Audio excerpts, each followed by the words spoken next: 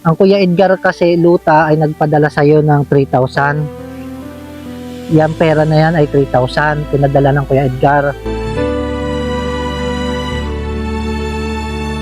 Gusto mo sabihin sa Kuya Edgar, nagpadala ng 3,000 pang grocery mo?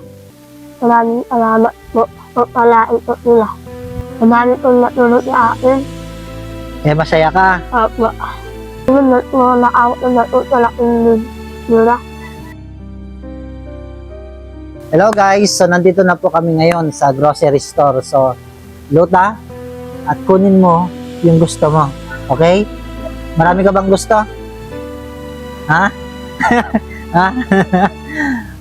Siyempre, nagpapasalamat po tayo sa mabait na sponsor kay Kuya Edgar na nagbigay po ng pang-grocery po ni Luta. So, masaya ka ba, Luta? Opo. Masaya ka? First time mo lang ba ito maranasan? Opo. Ngayon lang. Opo. Oh, dahil first time mo, damputin mo na yung gusto mong damputin, ha? Ayos, Aber. Marami po talaga ang ina-isa. Sinunod ko ano na maraming pagkain.